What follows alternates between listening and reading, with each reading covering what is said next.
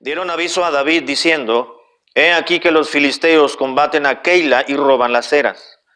Y David consultó a Jehová diciendo: ¿iré a rescatar o iré a atacar más bien a los filisteos? Y Jehová respondió a David: ve, ataca a los filisteos y libra a Keila. Pero los que estaban con David le dijeron: he aquí que nosotros aquí en Judá estamos con miedo. ¿Cuánto más si fuéramos a Keila contra el ejército de los filisteos? Entonces David volvió a consultar a Jehová. Y Jehová le respondió y dijo: levántate, desciende a Keila, pues yo entregaré en tus manos a los filisteos.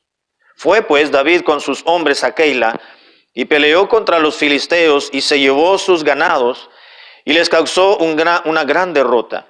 Y libró David a los de Keila. Y aconteció que cuando Abiatar, hijo de Ahimelech, huyó siguiendo a David a Keila, descendió con el efod en su mano. Y fue dado aviso a Saúl que David había venido a Keila. Entonces dijo Saúl: Dios lo ha entregado en mi mano, pues se ha encerrado, entrando en ciudad con puertas y cerraduras. Y convocó Saúl a todo el pueblo y a la batalla para descender a Keila y poner sitio a David y a sus hombres. Mas entendiendo David que Saúl ideaba el mal contra él, dijo a Abiatar sacerdote: trae el efod. Y dijo David: Jehová Dios de Israel, tu siervo tiene entendido que Saúl trata de venir contra Keila a destruir la ciudad por causa mía. ¿Me entregarán los vecinos de Keila en sus manos? ¿Descenderá Saúl como ha oído tu siervo? Jehová Dios de Israel, te ruego que lo declares a tu siervo. Y Jehová dijo: sí, descenderá. Dijo luego David: ¿me entregarán los vecinos de Keila a mí y a mis hombres en manos de Saúl? Y Jehová respondió: os entregarán. David entonces se levantó con sus hombres, que eran como 600, y salieron de Keila, y anduvieron de un lugar a otro. Y vino a Saúl la nueva de que David se había escapado de Keila, y desistió de salir. Hasta ahí, hermanos, oremos, por favor. Padre, gracias por tu preciosa palabra, la revelación plena, total y cabal de Dios para con nosotros. Gracias por darnos este precioso libro y por revelárnoslo, Señor. Las enseñanzas bíblicas para nuestro provecho espiritual las has revelado a nosotros y para nuestros hijos también, dice la Biblia, para aprender, para que aprendamos y temamos a Jehová nuestro Dios. Enséñanos de tu palabra, Señor amado, en esta noche, por favor, en el nombre de Cristo. Amén. David era un hombre, hermanos, que conocía a Dios. Era un hombre que, a pesar de no tener la revelación, es decir, la palabra de Dios escrita, como la tenemos nosotros hoy en día, era un hombre que aprendió a depender de Dios en todo momento.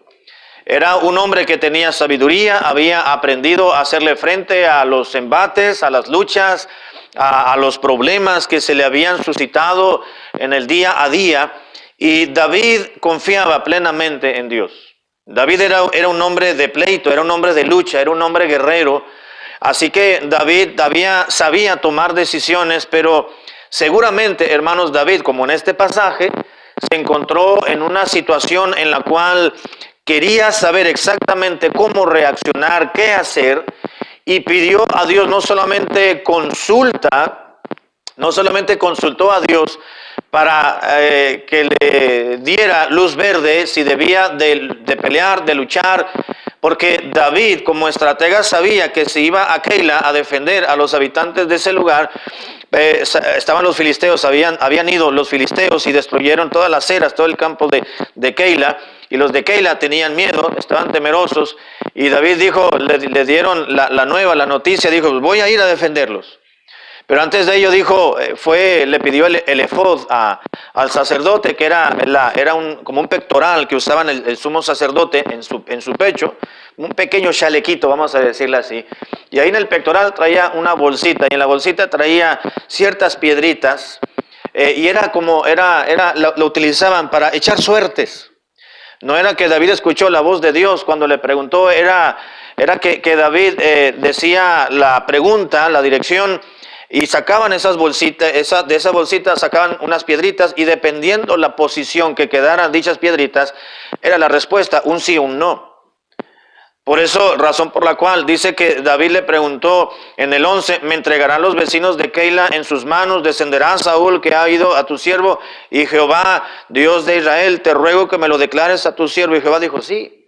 Esa fue la respuesta que Dios dio a través de esa forma, voy a decirlo así, de echar suertes, que era una manera que le llamaban ellos Purim. De manera tal que, razón por la cual el versículo 9 dice que, mas entendiendo David que Saúl ideaba el mal contra él, le dijo a Abiatar el sacerdote, trae el efod porque quiero consultar a Jehová. Así que vemos a David, hermanos, que en un momento de disyuntiva en su vida, no quiso reaccionar como él hubiese reaccionado. David seguramente tenía ese ímpetu, ese deseo de ir y luchar porque ya lo traía en la sangre. David era guerrero, era luchador, era un hombre que no se dejaba vencer prontamente por nada ni por nadie. Así que dijo, yo voy a ir, pero no quiero equivocarme. Voy a consultar a Dios. Y mandó llamar al sacerdote, le dijo al sacerdote, ¿sabes qué? Quiero consultar a Dios, ayúdame, tráeme el efod. Voy a echar suertes, voy a hacer una consulta. Quiero asegurarme, quiero confirmar que realmente Dios quiera que vaya, porque yo quiero ir, pero quiero estar seguro que Dios, a través del método que tenemos nosotros ahorita, para que Dios nos confirme, quiero echar mano de ello. Ahora usted y yo tenemos la palabra de Dios, amén, hermano. Ya no necesitamos echar suertes y sacar una moneda, ¿verdad? Y a ver qué cayó, cara o sol, dicen algunos, ¿verdad? Águila o sol. Ya no, porque ahora ya tenemos al Espíritu Santo morando de una manera permanente, que es quien nos guía, quien nos enseña, quien nos redarguye. Tenemos la palabra de Dios para obtener los principios bíblicos, mandamientos, exhortaciones, patrones de conducta, historias bíblicas que nos ayuda Dios, o el Espíritu Santo más bien, para que tengamos discernimiento espiritual para tomar una mejor decisión.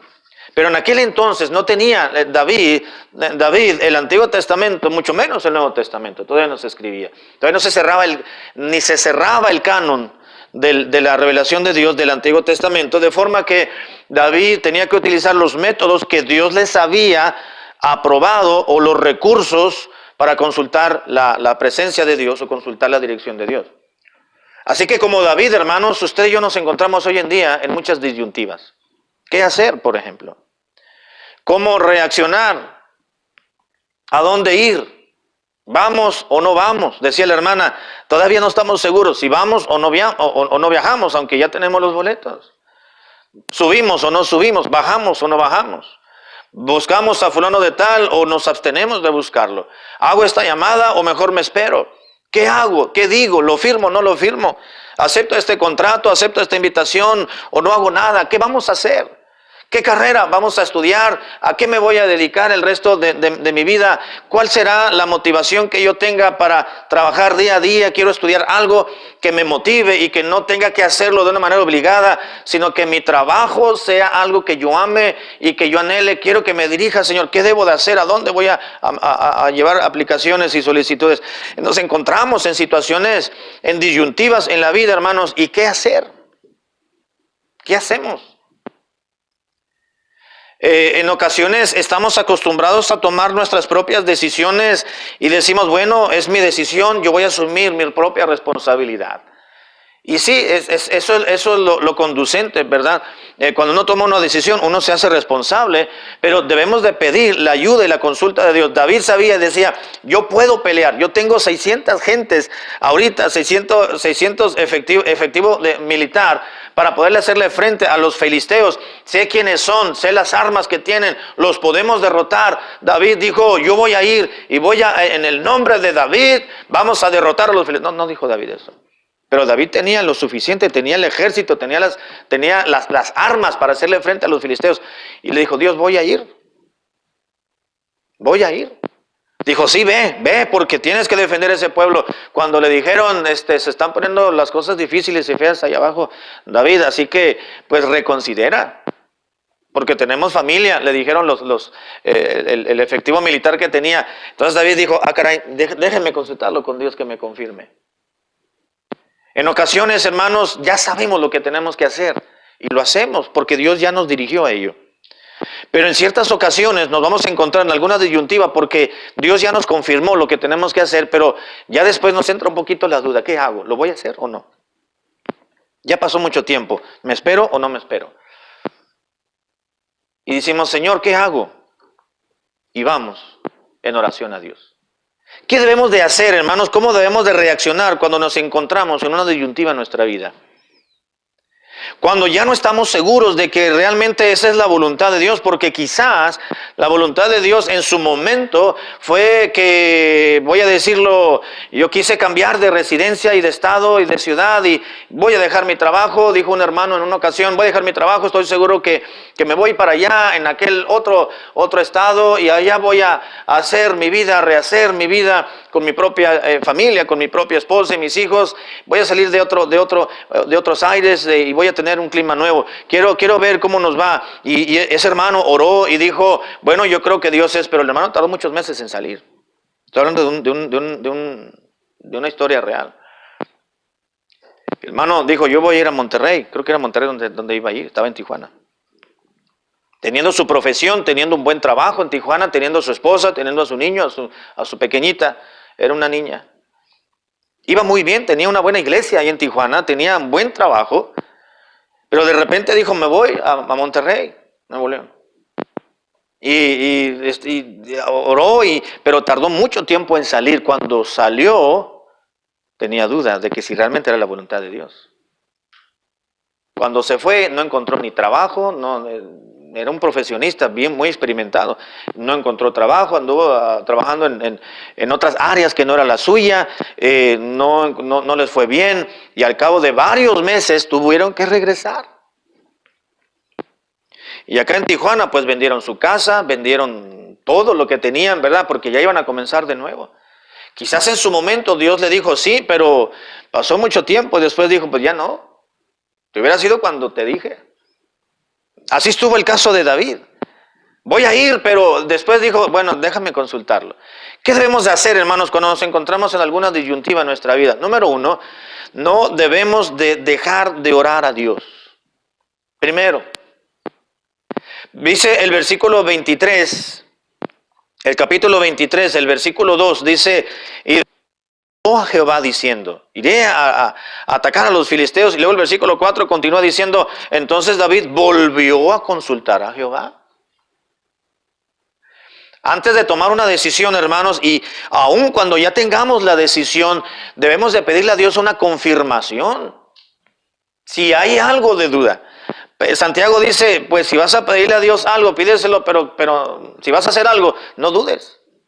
Y pídeselo a Dios sin dudar. Así que antes de tomar una decisión, si usted quiere que Dios le confirme, hermano, la decisión que usted va a tomar, entonces hay que ser constantes en la oración a Dios. Señor, confírmame, te estoy consultando, te estoy pidiendo tu dirección, ¿qué debo de hacer?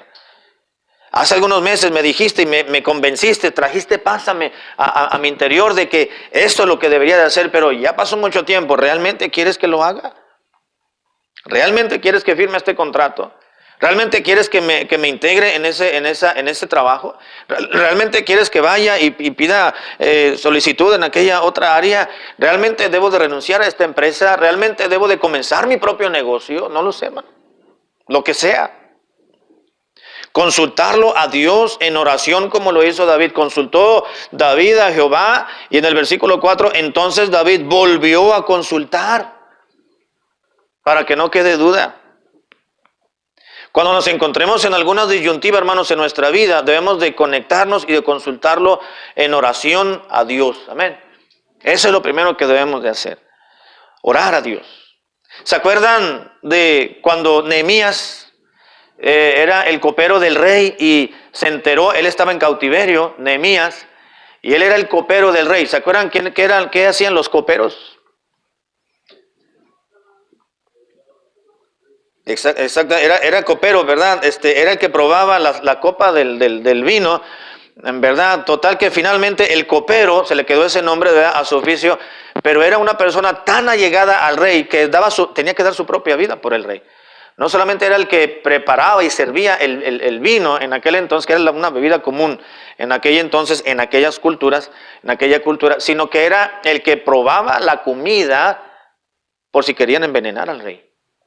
Entonces el rey conocía muy bien al copero y el copero conocía muy bien al rey. De manera que dice la Biblia que Nehemías llegó con el rey y llegó cabizbajo, llegó tristón, cosa que no era característico de Nehemías.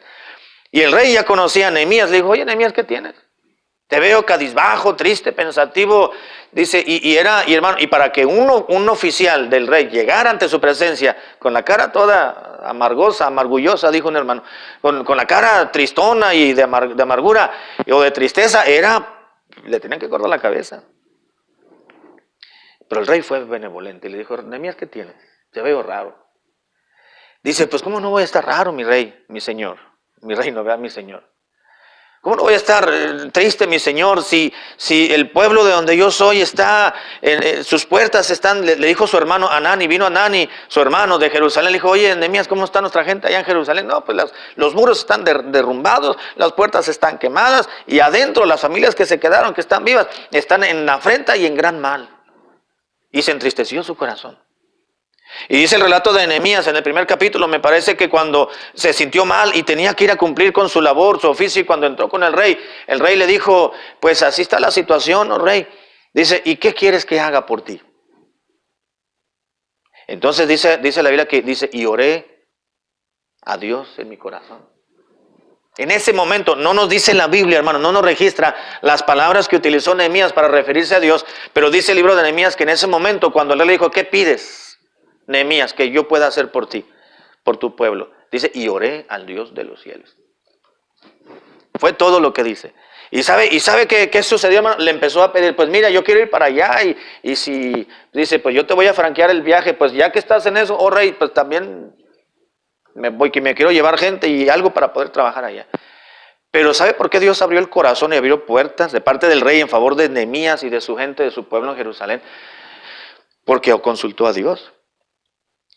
Fue una decisión, hermanos, así de repente. No tuvo tiempo de decirle, a ver, rey, espérame, déjame ir, como mi compañero Daniel, déjame ir a mi cuarto, a mi recámara, a mi aposento para arrodillarme. Dame un día, mañana te respondo porque quiero orar 3 días para que Dios... No tuvo tiempo. En ese momento, hermanos, tenía que contestar, en esos instantes tenía que darle una respuesta. Y Nehemías pensó rápidamente, pues no voy a perder tiempo aquí, voy a orar. Y oré al Dios de los cielos. Y entonces le respondió. Antes de tomar alguna decisión, hermanos, cuando nos encontremos en una disyuntiva, no dejemos de consultar en oración a Dios. Amén. Número 2, ¿qué debemos de hacer cuando nos encontremos en una disyuntiva en la vida? Además de orar a Dios, pues hay que orar para pedirle sabiduría. Si alguno tiene falta de sabiduría, dijo Santiago en Santiago capítulo 1, versículo 15, versículo 1, perdón, capítulo 1, versículo 5. Si alguno tiene falta de sabiduría, pídala a Dios, el cual da a todos abundantemente y sin reproche, y le será dada. Pedí sabiduría. ¿Qué habrá orado Nehemías, hermano? ¿Qué creen que le habrá pedido Nehemías a Dios en ese momento? Cuando el rey le dijo, ¿qué cosa pides, Nehemías, que yo haga por ti? ¿Qué le habrá orado a Dios? ¿Qué le habrá pedido, hermano? ¿Qué creen? No dice la Biblia qué le pidió a Dios. ¿Pero qué cree que le habrá dicho? O sea, ¿qué habrá orado Nehemías? Yo me imagino que hizo lo que dice Santiago. Le pidió sabiduría. Señor, ¿qué le digo? Dame sabiduría, pues ya me está dando luz verde, ya me está ofreciendo dinero para pagar los viáticos y todo el viaje. Pues dame sabiduría para saber qué le pido. Si alguno tiene falta de sabiduría, pídale a Dios, el cual da a todos abundantemente y se reproche, y le será dada. Yo creo que le pidió sabiduría. Cuando David le dijo a Dios, que lo consultó, Señor, voy a ir, debo de ir a luchar con los filisteos. Sí, ve, dijo Dios. Y después lo volvió a consultar para confirmar, debo de ir, aunque van a llegar los filisteos, estos son duros. Voy porque si voy yo quiero ganar. Y yo quiero saber si voy a ir, yo no voy a perder. Así que debo de ir para ganar, dijo Dios. Sí, ve. Bueno, entonces voy a ir. Pero en el caso de Nehemías era diferente. Era otra situación más compleja. Pero seguramente Nehemías le pidió a Dios sabiduría. La sabiduría, hermanos, da inteligencia para poder razonar las circunstancias. Nos dice la Biblia en Proverbios 8:8, libro de Proverbios número 8, y el versículo 8 dice en la Biblia lo siguiente, Proverbios 8:8, justas Son todas las razones de mi boca, dice la sabiduría. No hay en ellas cosa perversa ni torcida. Todas ellas son rectas al que entiende y razonables a los que han hallado sabiduría. Aquellos que piden sabiduría, todas las cosas son razonables, eso, y las puede comprender, las puede pensar. Así que cuando no sepamos qué hacer, hermanos, qué tenemos que llevar a cabo, bueno, pedirle, consultar a Dios para rogarle a Él sabiduría, porque la sabiduría nos provee inteligencia para poder razonar, pensar, poner todas las ventajas y desventajas, los pros y los contras sobre la mesa, para que entonces Dios nos dé la inteligencia suficiente para saber discernir qué hacer o no hacer. Número 3. ¿Qué debemos de hacer cuando estemos en una disyuntiva, hermanos? Bueno, hay que considerar no tomar ninguna decisión sin estar plenamente convencidos de lo que tenemos que hacer. No tomar ninguna decisión si no estamos plenamente convencidos de que lo que vamos a hacer es lo correcto. A veces decimos, bueno, no estoy seguro de hacerlo, pero pues lo voy a hacer a ver qué sale. ¿Y qué dice Dios, hermano? No lo hagas. No lo hagas. Mire lo que dice la Biblia en Romanos capítulo 14, versículo 5. Romanos 14, 5. Uno hace diferencia entre día y día. Y otras personas hacen, dice, no solamente diferencia entre un día y el otro. Otros juzgan iguales todos los días. Pero dice Pablo, cada uno debe esté plenamente convencido en su propia mente de lo que va a hacer. Cada uno de ustedes deben de estar plenamente convencidos de lo que hagan. ¿Esto qué quiere decir, hermano? Que antes de tomar una acción en nuestra vida, debemos estar completamente seguros de lo que estamos haciendo. Amén. Yo no sé si de veras me tengo que casar con fulanito. Pues si no estás seguro, no te cases.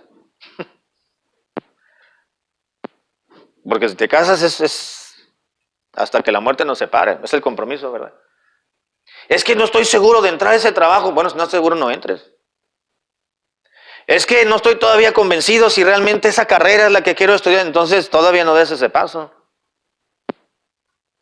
Miren, hermanos y muchachos, hay decisiones que podemos tomar, pero se pueden revertir en un momento dado. Si tú entras a estudiar el colegio, en la universidad, una carrera, pero al semestre te das cuenta que no, o al año, puedes cambiar de carrera. Y no pasa nada.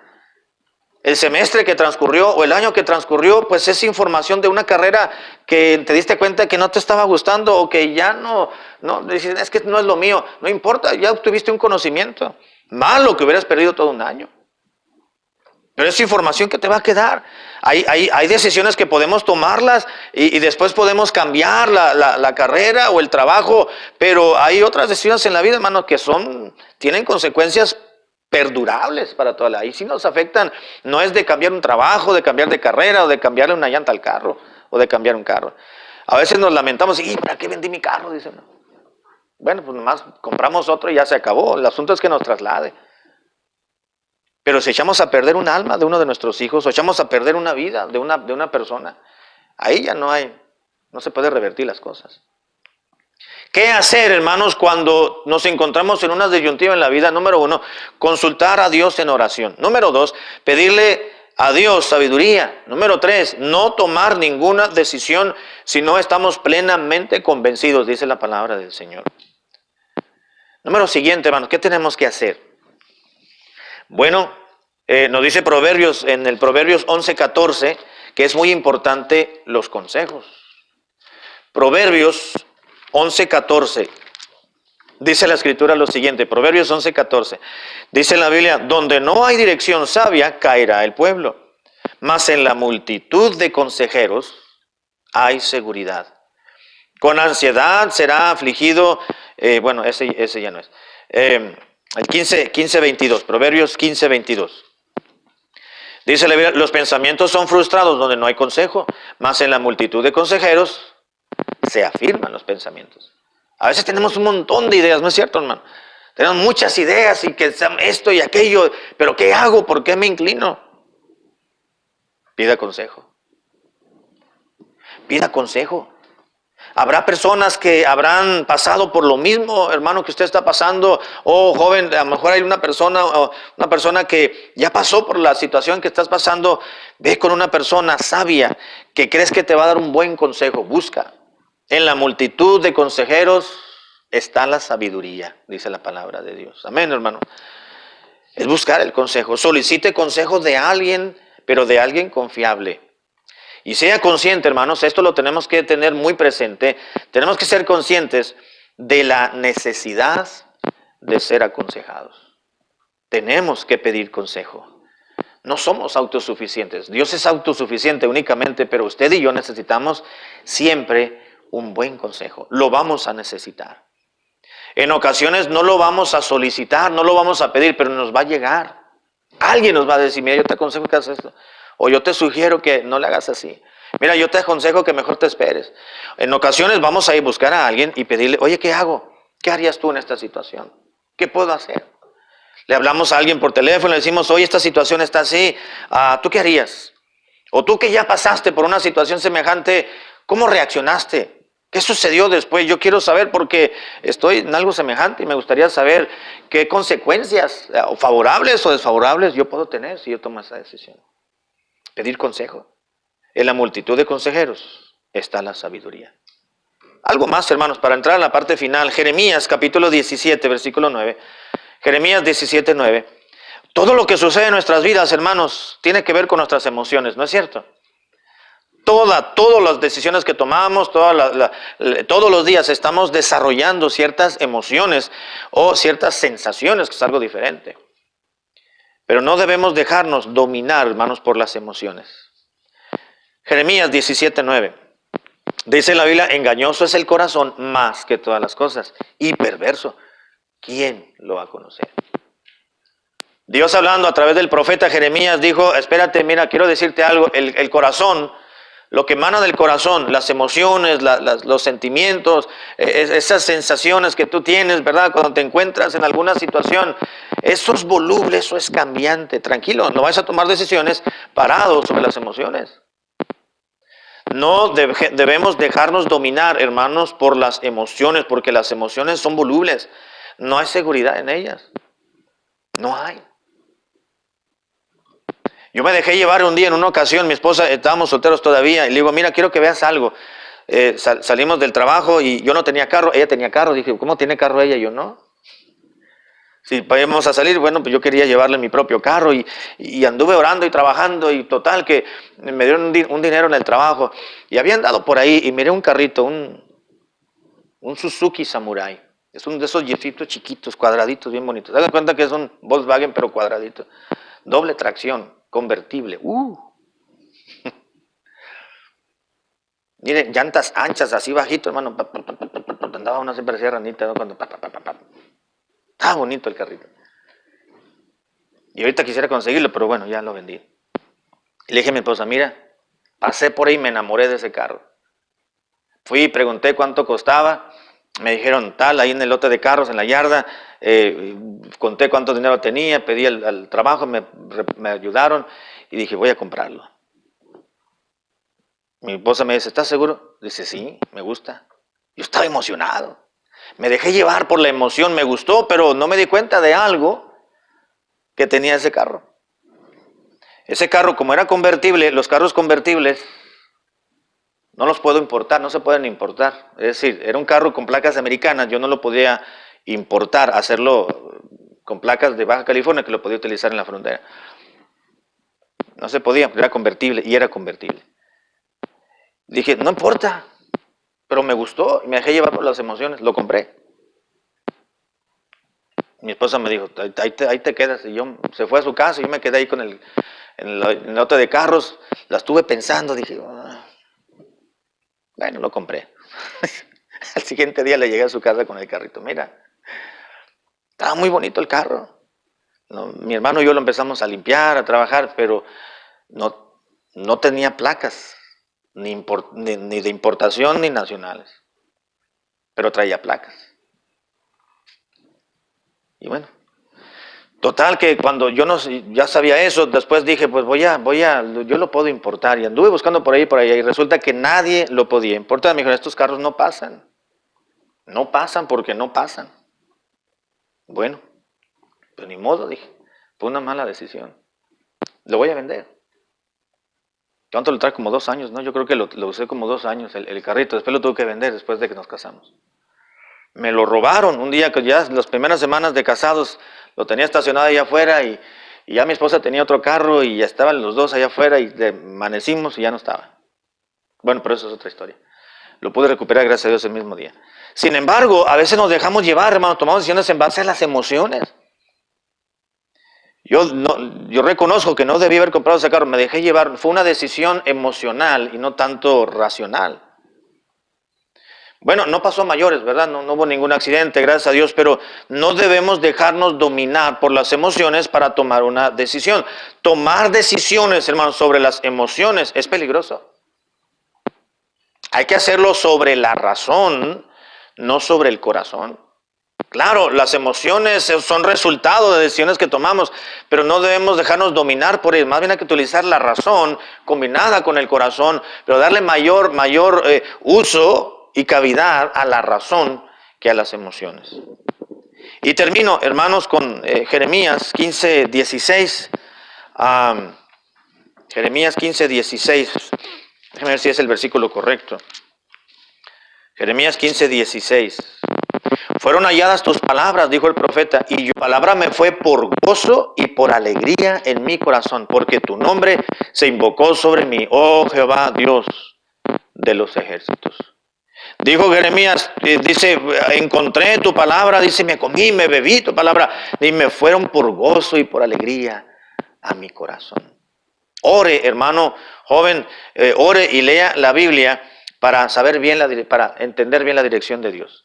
¿Sabe que cuando nosotros nos comunicamos con Dios lo hacemos a través de la oración? Pero ¿cómo Dios nos responde? ¿Cómo Dios nos habla? Pues a través de la Biblia. La oración es el medio con el cual nos comunicamos los hijos de Dios con Él, y la manera en que Dios se comunica con sus hijos es a través de su palabra. Ya no a través del sacerdote, ya no a través de un mediador, es Dios con nosotros a través de su palabra. Le oramos, pedimos su dirección, pues tenemos que leer la Biblia. Que Dios nos diga qué hago. Hay que escuchar la enseñanza, hay que escuchar al Espíritu de Dios cuando leemos cierto pasaje, porque dice la Biblia que el Espíritu de Dios nos va a guiar a toda verdad. Lea la Biblia, lee la palabra de Dios. Dios te va a dirigir, Dios nos va a dar, hermanos, principios, mandatos. ¿Qué dice la Biblia en respecto a esta situación que estoy viviendo? Puede preguntarse, bueno, Señor, voy a leer la Biblia ahora, tomo mi devocional, ayúdame y dirígeme, ¿qué me quieres enseñar? ¿Qué me quieres confirmar? Dame sabiduría para entender algo y poderlo aplicar. Y Dios nos va a enseñar. ¿Qué hacer, hermanos, cuando nos encontramos en una disyuntiva en nuestra vida? Bueno, consultarlo con Dios. Número 2, pedir sabiduría de parte del Señor. No tomar ninguna decisión sino estar plenamente convencidos de lo que vamos a hacer. Solicitar consejo de alguien confiable. No dejarnos dominar por las emociones y orar y leer mucho la palabra de Dios para tener dirección sabia. No debemos de hacerle caso al compadre, hermanos, o la comadre. Ya no hay compadrazgos cuando nos convertimos a Cristo, ¿verdad? Es un decir nada más. Pero hay gente a veces muy interesada, ¿verdad?, en la vida de otros, y a veces dice, oye, pues hazle así, así, así, así. No, espérame, pues voy a pedir un consejo, pero pues voy con una persona confiable, ¿no?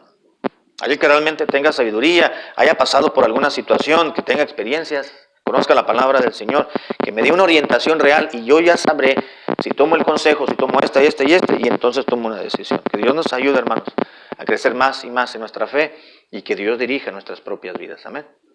Vamos a orar, vamos a ponernos de pie, por favor, y terminar con una oración.